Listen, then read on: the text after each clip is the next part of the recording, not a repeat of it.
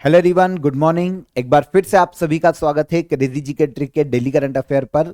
मेरा नाम है पंकज वैष्णव और आज के इस सेशन में हम 2 दिसंबर के सभी करंट अफेयर को एक एक करके यहां पर डिटेल में डिस्कस करने वाले हैं। सेशन में एंड तक बने रहिएगा, बहुत ही इंपॉर्टेंट सेशन है। एग्जाम के पॉइंट ऑफ व्यू से काफी इंपॉर्टेंट करंट अफेयर है, इसीलिए सेशन को एंड तक देखिए। पसंद आए तो लाइक और शेयर कर दीजिएगा। और अगर आपको पीडीएफ चाहिए तो क्रेजी जी के ट्रिक के एप्लीकेशन पर चले जाइए, वहां पर आपके लिए फ्री ऑफ कॉस्ट इसकी पीडीएफ अवेलेबल हो जाती है। ठीक है, चलिए शुरू करेंगे 2 दिसंबर के करंट अफेयर को। सबसे पहला इंपॉर्टेंट करंट अफेयर आपके लिए ये रहा, वर्ल्ड एड्स डे 2024 की थीम क्या है। देखिए, डे और थीम से हर एग्जाम में क्वेश्चन पूछा जाता है और नॉर्मली वर्ल्ड एचआईवी डे से तो काफी क्वेश्चन पूछे गए हैं एग्जाम में। तो पहले तो आपको यह याद रखना चाहिए कि वर्ल्ड एड्स डे यह ऑब्जर्व किया जाता है 1 दिसंबर को। कब मनाया जाता है? 1 दिसंबर को। अब 2024 में अगर इसकी थीम की बात करते हैं तो take the right path, my health my right 2024 में वर्ल्ड एड्स डे की थीम है। Take the right path, my health my right. Okay, क्यों मनाया जाता है, क्यों ऑब्जर्व किया जाता है? तो पूरे वर्ल्ड में एचआईवी के जितने भी पेशेंट है, जितने भी मरीज है, आपको पता है एचआईवी के जो पेशेंट होते हैं ना, उनसे काफी भेदभाव भी किया जाता है, क्योंकि लोगों का ये साइकोलॉजी है कि कहीं ना कहीं छुआछूत से भी ये बीमारी फैल सकती है। ऐसा नहीं होता है। तो इसीलिए लोगों में जो भ्रम है उसको दूर करना, एचआईवी के जो पेशेंट है, जो पीड़ित लोग हैं, उनका समर्थन करना और एचआईवी डिसीज के प्रति लोगों को जागरूक करना मुख्य उद्देश्य है वर्ल्ड एड्स डे को मनाए जाने का। ठीक है, 1 दिसंबर को हर साल ये डे मनाया जाता है। Take the right path, my health my right 2024 में वर्ल्ड एड्स डे की थीम है। 2023 की भी थीम को हमको देख लेना चाहिए, लेट कम्युनिटीज लीड 2023 की वर्ल्ड एड्स डे की थीम थी। सबसे पहली बार इसकी शुरुआत 1988 में की गई थी। 1988 से हर साल 1 दिसंबर को वर्ल्ड एड्स डे मनाया जा रहा है। आपको एचआईवी के बारे में यह पता होना चाहिए कि वायरस से होने वाला रोग है, वायरस से होने वाली डिसीज है। ठीक है, एचआईवी का पूरा नाम या एड्स है ना, इसका अगर हम पूरा नाम देखते हैं तो एक्वायर्ड इम्यूनो डेफिशिएंसी सिंड्रोम को ही एड्स के नाम से जाना जाता है। वायरस से होने वाला रोग है, ये एक चीज आपको पता होना चाहिए, क्योंकि एग्जाम में क्वेश्चन ऐसा भी पूछा जाता है कि बैक्टीरिया से होता है, कवक से हो रहा है, प्रोटोजोआ से हो रहा है या फिर वायरस से। तो ये वायरस से होने वाली बीमारी है। ठीक है, under 19 Asian cup cricket tournament 2024 का आयोजन कहां किया जा रहा है? Under 19 Asia cup cricket tournament 2024, इसका आयोजन किया जा रहा है यूएई में। यूएई में, ठीक है, 19 वर्ष से कम उम्र के जो खिलाड़ी है ना, उनका एक टूर्नामेंट है एशिया कप क्रिकेट टूर्नामेंट, जिसमें एशिया के देशों की टीमें पार्टिसिपेट करती है। एशियन क्रिकेट काउंसिल इसका आयोजन करवाता है। 2024 में इसका आयोजन किया जा रहा है यूएई में। ठीक है, और इस साल 2024 में ये 11th एडिशन है under 19 Asia cup cricket tournament का। 11वां एडिशन है और टोटल 2024 में 8 टीमें यहां पर पार्टिसिपेट कर रही है। इंडियन जो क्रिकेट टीम है अंडर 19, उसकी कप्तानी सौंपी गई है मोहम्मद अमान को। कैप्टन है अंडर 19 क्रिकेट टीम के under 19 Asia cup cricket tournament 2024 में। जैसा कि अभी मैंने आपको बताया कि एशियन क्रिकेट काउंसिल इसका आयोजन करवाती है। सबसे पहली बार इसकी शुरुआत की गई थी 1989 में। कब से आयोजित किया जा रहा है? 1989 से। ठीक है, 11 टीमों के मध्य होने वाला टूर्नामेंट है। 2023 में जब यह टूर्नामेंट आयोजित किया गया था तो बांग्लादेश विनर रहा था, और मोस्ट सक्सेसफुल टीम की बात करें तो इंडिया 8 बार इसका खिताब जीतने में सफल रहा है, सबसे ज्यादा। आगे बढ़ने से पहले आप सभी को ऑफर ऑफ द डे बता देता हूं आज का। तो आप सभी के लिए देखिए, ऑल सब्जेक्ट क्वेश्चन बैंक यहां पर अवेलेबल है, बायलिंगुअल है। 10,000 प्लस एमसीक्यूज करंट अफेयर आपको 10,000 प्लस क्वेश्चन आपको यहां पर देखने को मिलेंगे। जो जीएस के आपके सब्जेक्ट है, जैसे history, geography, polity, science, economics और आर्ट एंड कल्चर। तो सभी का कंपाइलेशन क्वेश्चन बैंक में आपको मिल जाएगा, ऑल सब्जेक्ट क्वेश्चन बैंक में। बायलैंग्वेज है तो आप ध्यान से डिस्क्रिप्शन में आपको दोनों की लिंक मिल जाएगी, आप ध्यान से डिस्क्रिप्शन में लिंक पर क्लिक करके अवेल कीजिएगा। काफी नॉमिनल चार्जेस में ये आज आपको अवेलेबल है। देखिए, आप कंपाइलेशन चाहते हैं सभी सब्जेक्ट या जीएस के सब्जेक्ट का, तो ऑल सब्जेक्ट क्वेश्चन बैंक भी आपके लिए अवेलेबल है, इसकी भी लिंक डिस्क्रिप्शन में है। और अगर आप इंडिविजुअल किसी पर्टिकुलर सब्जेक्ट का क्वेश्चन बैंक लगाना चाहते हैं तो वो भी आपको इंडिविजुअल 29 रुपीज में अवेलेबल है। तो सबकी लिंक आपको डिस्क्रिप्शन में मिल जाएगी। जैसे इंडिविजुअल साइंस आप लेना चाहते हैं, आर्ट एंड कल्चर लेना चाहते हैं, कंप्यूटर का क्वेश्चन बैंक ज्वाइन करना चाहते हैं, तो आपके लिए ये इंडिविजुअल भी अवेलेबल है। ठीक है, सबकी लिंक आपको डिस्क्रिप्शन में मिल जाएगी। और अगर आपको कोई भी डाउट आता है, कोई भी हर्डल आता है, तो आपको हेल्पलाइन नंबर दिया गया है, आप हमारी सपोर्ट टीम से बात कर लीजिए, वो आपकी जो भी क्वेरी है वो सॉल्व कर देगी। ठीक है, तो बिना किसी देर किए आप ज्वाइन कर सकते हैं, बहुत ही नॉमिनल चार्जेस में। डिस्क्रिप्शन में आपके लिए लिंक दी गई है, वहां से जाकर अवेल कर लीजिए। चलिए अगले क्वेश्चन पर आएंगे। सैन्य अभ्यास सिनबेक्स 2024 का पहला एडिशन किन दो देशों के मध्य आयोजित किया जा रहा है? तो सिनबेक्स जो कि एक मिलिट्री एक्सरसाइज से पहला एडिशन आयोजित किया जा रहा है भारत और कंबोडिया के मध्य में। किसके मध्य में? इंडिया और कंबोडिया की आर्मी के मध्य में। और आयोजन किया जा रहा है महाराष्ट्र में। ठीक है, 1 से लेकर 6 दिसंबर तक शुरू हो चुका है। 1 दिसंबर को कल, 1 से लेकर 6 दिसंबर 2024 तक इंडिया और कंबोडिया की मिलिट्री के मध्य में एक्सरसाइज सिनबेक्स 2024 का आयोजन किया जा रहा है। महाराष्ट्र के पुणे में इसका आयोजन किया जा रहा है। उद्देश्य क्या है? इंडिया और कंबोडिया की जो आर्मी है उनके मध्य में आपसी सहयोग स्थापित करना, एक दूसरे की जो वॉर स्ट्रेटेजी होती है उसको समझना, साझा करना, और दोनों देशों के मध्य में पीस को स्थापित करना। इस मिलिट्री एक्सरसाइज को आयोजित किए जाने का मुख्य उद्देश्य, नाम है सिनबेक्स 2024 में यह पहला एडिशन है इस मिलिट्री एक्सरसाइज का। किसके मध्य? इंडिया और कंबोडिया। ठीक है, कंबोडिया की बात करें, दक्षिण पूर्वी एशियाई देश है कंबोडिया। कैपिटल पूछी जाती है एग्जाम में, नोम पेन कंबोडिया की कैपिटल है। ठीक है, अंकोर वाट का मंदिर कहां है? कंबोडिया में। विश्व का सबसे बड़ा विष्णु मंदिर है ना। कंबोडिया की करेंसी की बात करें तो कंबोडियन रियाल यहां की ऑफिशियल करेंसी है। आगे आएंगे।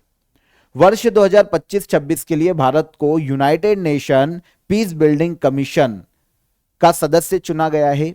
United nation peace building commission की स्थापना किस वर्ष की गई थी? तो नॉर्मली देखिए, यूनाइटेड नेशन जनरल असेंबली और जो सिक्योरिटी काउंसिल है यूनाइटेड नेशन की, उन्होंने मिलकर 2005 में एक संस्था का गठन किया था। यह कहलाता है United nation peace building commission. युद्ध प्रभावित जो देश है, युद्ध प्रभावित जो क्षेत्र है, वहां पर शांति स्थापित करना, उन देशों को आर्थिक रूप से मदद करना शांति के लिए और समझाना नॉर्मली काम है United nation peace building commission का। जहां भी युद्ध चल रहा है, फॉर एग्जांपल इजराइल या फिलिस्तीन का वॉर हो रहा है, यूक्रेन या रशिया का वॉर है, ऐसी अगर कहीं भी कंडीशन आती है तो इन देशों को समझाना, इन देशों में वॉर को रुकवाना, ठीक है, और शांति स्थापित करना, इसके लिए काम करने वाला एक यूनाइटेड नेशन का ऑर्गन है या फिर एक अनुषंगी संस्था है United nation peace building commission. 2005 में इसकी स्थापना हुई थी। अब इंपॉर्टेंट इसलिए है कि 2005 में जब इसकी स्थापना हुई थी यूनाइटेड नेशन जनरल असेंबली और सिक्योरिटी काउंसिल के द्वारा, तब से भारत इसका मेंबर। हर साल एक साल के लिए मेंबरशिप दी जाती है और जब से गठित हुआ है भारत को मेंबरशिप दी जा रही है। तो 2025-26 के लिए भी हाल ही में United nation peace building commission की सदस्यता भारत को दी गई है। सदस्य चुना गया है इंडिया को। एक सलाहकारी एडवाइजरी बॉडी है जो कि युद्ध से प्रभावित देशों के में शांति के प्रयास के लिए काम करती है। स्थापना कब की गई थी? क्वेश्चन हमारा ये था। तो स्थापना हुई थी United nation peace building commission की 2005 में। ठीक है, 31 देश मेंबर हैं United nation peace building commission में, जो कि normally United nation general assembly, security council और यूनाइटेड नेशन की जो इकोनॉमी और सोशल काउंसिल है वहां से चुने जाते हैं। वर्तमान में 31 कंट्री मेंबर है। मध्य प्रदेश के किस स्थान पर महाबोधि महोत्सव 2024 का आयोजन किया गया? महाबोधि महोत्सव 2024 का आयोजन मध्य प्रदेश में किया गया है सांची। आपको पता है बौद्ध धर्म से संबंधित एक यूनेस्को वर्ल्ड हेरिटेज है सांची। कहां पर देखने को मिलती है? मध्य प्रदेश में। यूनेस्को वर्ल्ड हेरिटेज का दर्जा सांची को 1989 में दिया गया था। एमपी के, मैंने आपको कल के सेशन में आई थिंक बताया था कि एमपी के 3 प्लेस ऐसे हैं जो कि यूनेस्को वर्ल्ड हेरिटेज है। एक तो खजुराहो के मंदिर सबसे पहली बार 1986 में, फिर सांची के स्तूप है ना, सम्राट अशोक ने इन स्तूपों का निर्माण करवाया था सांची में, क्योंकि एमपी के मालवा रीजन से सम्राट अशोक का कुछ ज्यादा ही कनेक्शन था, मतलब एक भावनात्मक कनेक्शन भी था, क्योंकि जब उसके पिता मगध के राजा थे, अशोक के पिता मगध के राजा थे, तब सम्राट अशोक अवंती के प्रांतपति थे, ठीक है ना। तो उसका नहीं बोलना चाहिए, उनका बोलना चाहिए। जब अशोक के पिता मगध के राजा थे बिंदुसार, तब अशोक, सम्राट अशोक अवंती के क्या थे? राजा थे। प्रांतपति बोल लो, राजकुमार बोल लो, ठीक है, प्रांतपति थे। तो यहां के रीजन से सम्राट अशोक का बहुत ही भावनात्मक रिश्ता था, इसीलिए सांची के स्तूप मध्य प्रदेश में स्थापित किए थे, मालवा रीजन में। वर्तमान में रायसेन में देखने को मिलते हैं। 1989 में यूनेस्को वर्ल्ड हेरिटेज बने थे।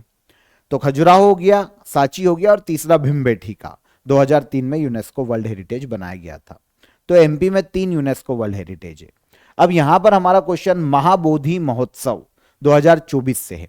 तो महाबोधि महोत्सव 2024 की बात करें तो आयोजन कहां किया गया? तो इसका आयोजन किया गया सांची में, ठीक है ना। कहां पर? सांची।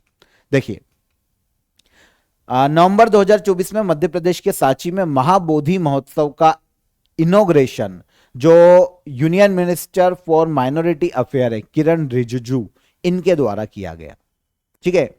बौद्ध धर्म के जितने भी अनुयायी है उनका एक महत्वपूर्ण उत्सव है। भगवान बुद्ध के जीवन और उनके द्वारा जितने भी उपदेश दिए गए हैं उनका दुनिया भर में प्रचार प्रसार करना महाबोधि महोत्सव को आयोजित किए जाने का मुख्य उद्देश्य है। 2024 में आयोजन कहां किया गया? मध्य प्रदेश के सांची में। दिसंबर 2024 में निम्नलिखित में से किस राज्य में हॉर्नबिल उत्सव 2024 शुरू हुआ? तो हॉर्नबिल उत्सव 2024 की अगर हम बात करते हैं तो इसका आयोजन किया गया है भारत के नागालैंड राज्य में। यह क्वेश्चन अक्सर एग्जाम में पूछा जाता है, वेरी वेरी इंपॉर्टेंट, नोट कीजिएगा। देखिए एक रेफरेंस अगर मैं आपको क्वेश्चन देता ना, तो ये तो एक रेफरेंस मैं आपको दे रहा हूं, लेकिन बहुत सारी एग्जाम्स में क्वेश्चन आ चुके हैं, बहुत सारी। तो हॉर्नबिल फेस्टिवल डायरेक्ट पूछता है किस राज्य का फेस्टिवल है, तो ये नागालैंड का फेस्टिवल है। नागालैंड की जितने भी ट्राइब्स हैं, जितने भी जनजातियां हैं, उनमें एक महत्वपूर्ण फेस्टिवल के रूप में मनाया जाता है हॉर्नबिल फेस्टिवल। 1 दिसंबर से लेकर 10 दिसंबर 2024 तक हाल ही में इसका आयोजन किया जा रहा है नागालैंड राज्य में, और इस साल ये 25वां एडिशन है हॉर्नबिल फेस्टिवल का। 4 देश वेल्स, अमेरिका, जापान और पेरू, और इसके अलावा 2 राज्य सिक्किम और तेलंगाना, इन्हें पार्टनर्स कंट्री और स्टेट के रूप में आमंत्रित किया गया है हॉर्नबिल फेस्टिवल में। इसकी शुरुआत नागालैंड में सन 2000 में की जा चुकी थी, हर साल आयोजित किया जा रहा है तब से। नागालैंड में इसे फेस्टिवलों का फेस्टिवल कहा जाता है, ठीक है। नागालैंड की सभी जनजाति जो ट्राइब्स है वो भाग लेती है हॉर्नबिल फेस्टिवल में। ये जो कार्यक्रम होते हैं ना महोत्सव में, जो भी एक टूरिज्म इवेंट के रूप में इसका आयोजन किया जाता है, जहां पर नागालैंड की जो कल्चरल हेरिटेज है उसको प्रमोट करने का काम किया जाता है, उसको संरक्षित करने के लिए प्रयास किए जाते हैं, और इसके अलावा उनका प्रदर्शन किया जाता है ताकि नागालैंड के ये जो जनजाति फेस्टिवल है, जनजाति जो बोल सकते हैं रीति रिवाज है, इनकी जानकारी पूरे वर्ल्ड तक पहुंच सके और उनका संरक्षण किया जा सके। तो हॉर्नबिल फेस्टिवल नागालैंड राज्य में आयोजित किया जाता है। इस साल 25वां एडिशन है। नवंबर 2024 में हॉर्टिकल्चर प्रोडक्टिविटी को बढ़ाने के लिए भारत सरकार ने एशियन डेवलपमेंट बैंक के साथ कितने मिलियन का ऋण समझौता किया है? तो भारत में हॉर्टिकल्चर प्रोडक्टिविटी मतलब बागवानी को बढ़ावा देने के लिए एशियन डेवलपमेंट बैंक भारत को ऋण प्रदान करेगा 98 मिलियन यूएस डॉलर का।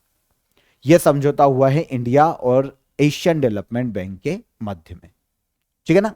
नॉर्मली भारत में बागवानी क्षेत्र में सुधार करने के लिए यह ऋण दिया जाएगा एशियन डेवलपमेंट बैंक के द्वारा भारत सरकार को।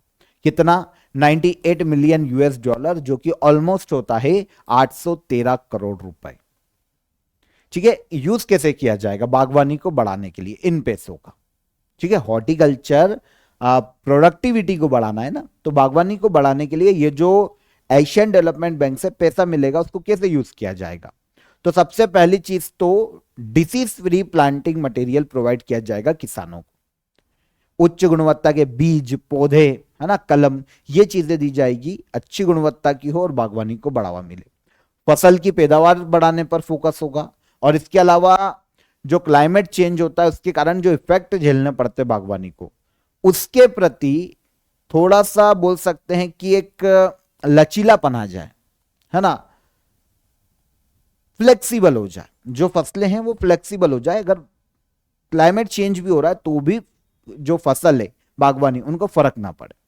तो इस तरीके से टेक्नोलॉजी को उन्नत किया जाना जरूरी हो जाएगा। टेक्नोलॉजी, अच्छी से अच्छी टेक्नोलॉजी की जरूरत पड़ेगी, है ना। तो इन सभी को डेवलप किया जाना ऑल ओवर उद्देश्य है कि हमने एशियन डेवलपमेंट बैंक से ऋण लिया है ऑलमोस्ट 813 करोड़ रुपए का, ठीक है ना। तो जो देश में हॉर्टिकल्चर प्रोडक्टिविटी को बढ़ाने के लिए हमने एशियन डेवलपमेंट बैंक से 98 मिलियन यूएस डॉलर का ऋण के लिए हाल ही में समझौता किया है। नवंबर 2024 में किसे दूसरी बार वर्ल्ड ट्रेड ऑर्गेनाइजेशन का डायरेक्टर जनरल नियुक्त किया गया? देखिए, दूसरी बार नियुक्त हुए हैं तो आपको पता होना चाहिए कि वर्ल्ड ट्रेड ऑर्गेनाइजेशन के डायरेक्टर जनरल के पद पर कौन है। यह है नगोन्जी ओकोंजो-इवेला। आंसर सी, ठीक है। नगोन्जी ओकोंजो-इवेला की बात करते हैं तो यह नाइजीरिया की रहने वाली महिला है, नाइजीरिया देश से बिलोंग करती, जो कि World Trade Organization, United Nation का एक अंग है। World Trade Organization United Nation के अंडर में है।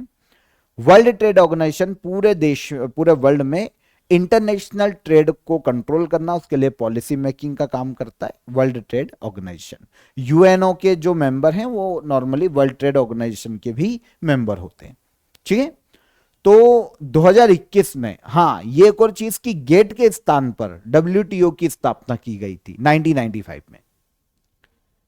2021 में नगोन्जी ओकोंजो-इवेला, जिनकी हम बात कर रहे हैं और जिनका ये इमेज है, ठीक है, नाइजीरिया की रहने वाली है, अफ्रीकी देश की, नाइजीरिया की। ये 2021 में डब्ल्यूटीओ की डायरेक्टर जनरल नियुक्त की गई थी। और ये जब 2021 में नियुक्त हुई थी ना डब्ल्यूटीओ की डायरेक्टर जनरल, तो ये पहली महिला डायरेक्टर जनरल बनी थी डब्ल्यूटीओ की। अब इनका दूसरे कार्यकाल के लिए हाल ही में इनको नियुक्त किया गया है वर्ल्ड ट्रेड ऑर्गेनाइजेशन के डायरेक्टर जनरल के रूप में। किस देश से है? नकोन्जी ओकोंजो-इवेला, तो ये नाइजीरिया से बिलोंग करती है। डब्ल्यूटीओ के बारे में मैंने आपको बता ही दिया है, वर्ल्ड में ट्रेड को नियमित करने के लिए, रेगुलेट करने के लिए काम करता है। 1 जनवरी 1995 में गेट के स्थान पर इसकी स्थापना की गई थी और इसका हेडक्वार्टर स्विट्जरलैंड के जेनेवा में देखने को मिलता है, ठीक है। दिसंबर 2024 की स्थिति में भारत में बीमा क्षेत्र में एफडीआई की वर्तमान सीमा क्या है? अभी दिसंबर 2024 तक, तो दिसंबर 2024 तक इंश्योरेंस सेक्टर में अगर हम एफडीआई की बात करें, फॉरेन डायरेक्ट इन्वेस्टमेंट की बात करें, तो इसकी लिमिटेशन है 74% तक। अभी सुर्खियों में क्यों है? तो हाल ही में सरकार ने जो इंश्योरेंस कंपनीज है उनमें एफडीआई की सीमा को 74% से बढ़ाकर 100% तक करने का प्रस्ताव पेश किया है सेंट्रल गवर्नमेंट ने, ठीक है। क्यों? कारण क्या है? देखिए, बीमा क्षेत्र में 2022 के आंकड़ों के अनुसार जो डोमेस्टिक इन्वेस्टमेंट आया था ना, वो 4.2% आया था और 2023 में तो ये घटकर 4% रह गया है। अब अगर इंश्योरेंस कंपनीज को रन करना है तो उनको निवेश चाहिए, डोमेस्टिक इन्वेस्टर तो आ नहीं रहे हैं, जो घरेलू इन्वेस्टमेंट है वो तो मिल नहीं पा रहा है ढंग से। तो ये चीज की जा रही है कि भाई 74% जो एफडीआई की सीमा है उसको बढ़ाकर बीमा क्षेत्र में अब 100% तक किया जाए।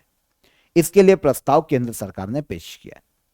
बीमा क्षेत्र में एफडीआई की सीमा को फरवरी 2021 में जब 49% थी तब बढ़ाकर 74% तक किया गया था और अभी तक 74% ही एफडीआई की सीमा है बीमा क्षेत्रों में। ठीक है, सरकार ने बोला है कि भैया नागरिकों के लिए इंश्योरेंस को और अधिक सुलभ बनाने में मदद मिलेगी, बीमा उद्योग का विस्तार होगा, विकास होगा और इसके अलावा 2047 तक सभी के लिए इंश्योरेंस का जो लक्ष्य वो हासिल किया जा सकेगा अगर एफडीआई को बढ़ाया जाता है। ये गवर्नमेंट का मत है। लास्ट क्वेश्चन देखेंगे, हाल ही में किस राज्य की पारंपरिक साड़ी घर चोला को जीआई टैग दिया गया? तो घर चोला को हाल ही में देखिए जीआई टैग दिया गया है, जो कि गुजरात राज्य की एक पारंपरिक साड़ी है।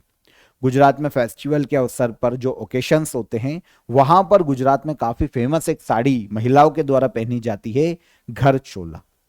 हाल ही में इसे जीआई टैग दिया गया है। जीआई टैग जानते होंगे आप, नाम सुना होगा, ज्योग्राफिकल इंडिकेशन टैग के नाम से जाना जाता है। किसी भी वस्तु को स्थानीय जो पहचान दिलाने के लिए एक कोई वस्तु है जो एक किसी भी ज्योग्राफिकल कंडीशन में है ना वहीं पर मिल सकती है और कहीं और नहीं मिलेगी, कुछ ऐसा गुण उसमें अगर डेवलप हो जाता है, अगर वो बनाने का तरीका डेवलप होता है कि मतलब एक प्लेस के कारण ही उसमें वो गुण है, तो फिर ऐसे प्रोडक्ट को ज्योग्राफिकल इंडिकेशन टैग दिया जा सकता है। 10 साल के लिए किसी भी प्रोडक्ट को ज्योग्राफिकल इंडिकेशन टैग दिया जाता है और सबसे पहली बार 2004 में दार्जिलिंग की चाय को दिया गया था जीआई टैग।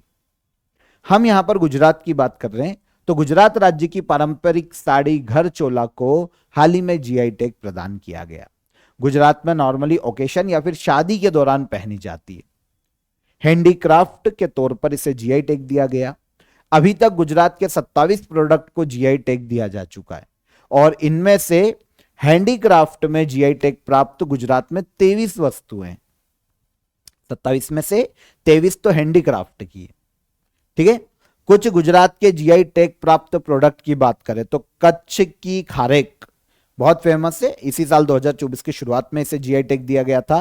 पाटन पटोला जो कि एक हस्तशिल्प है गुजरात के पाटन का, और भालिया गेहूं, एग्रीकल्चर प्रोडक्ट है, गेहूं है, भालिया गेहूं, इन सभी को जीआई टैग दिया जा चुका है गुजरात में। और काफी सारे प्रोडक्ट है, लेकिन आप यहां पर साड़ी घर चोला को याद रखना, लेटेस्ट प्रोडक्ट गुजरात का जिसे जीआई टैग दिया गया। ठीक है, तो यहां पर 2 दिसंबर 2024 के सभी करंट अफेयर हमने डिटेल में डिस्कस कर लिए, एक एक फैक्ट को समझ लिया, एक एक क्वेश्चन को समझ लिया। अब हम बात करेंगे लास्ट डे के करंट अफेयर के रिवीजन पर, है ना। क्वेश्चन आंसर देख लेते हैं लास्ट सेशन में जो हमने पढ़ा था। 55वें international film festival of India 2024 में किस फिल्म ने गोल्डन पीकॉक अवार्ड जीता? तो यह मूवी है टॉक्सिक। भारतीय नौसेना ने किस पनडुब्बी से K4 बैलिस्टिक मिसाइल का सफल परीक्षण किया? तो यह है आईएनएस अरिघात। नवंबर 2024 में भारतीय सेना ने अधिकारियों के प्रशिक्षण के लिए कौन सा ऑनलाइन डिजिटल प्लेटफॉर्म लॉन्च किया? तो यह है Eklavya. Book 100 Modi mantras a decade of India's uprising किसके द्वारा लिखी गई है? तो यह लिखी गई है शंकर लालवानी, इंदौर से लोकसभा के सांसद। किस राज्य में अखिल भारतीय पुलिस महानिदेशकों और महानिरीक्षकों का सम्मेलन 2024 में आयोजित किया गया? तो यह आयोजित किया गया ओडिशा राज्य में। पद्मश्री अमिया कुमार बागची का निधन हो गया। इनका संबंध इकोनॉमिस्ट थे, बहुत ही फेमस, तो इकोनॉमिक्स के क्षेत्र से है, answer A. 10th Indian international science festival 2024 का आयोजन किस शहर में किया जाएगा? तो आयोजन किया जाएगा असम के गुवाहाटी में। निम्न में से किसे झारखंड विधानसभा में प्रोटेम स्पीकर नियुक्त किया गया? तो स्टीफन मरांडी। भारत और सिंगापुर के बीच में द्विपक्षीय सैन्य अभ्यास अग्नि वॉरियर 2024 कहां आयोजित किया गया? तो इसका आयोजन किया गया है महाराष्ट्र में। लास्ट, हाल ही में अभिनेता पंकज त्रिपाठी को किस राज्य का पर्यटन ब्रांड एम्बेसडर बनाया गया? तो यह राज्य है मध्य प्रदेश राज्य। तो ये सारे क्वेश्चन कल के सेशन में हमने डिस्कस कर लिए थे, रिवाइज कर लिए हमने।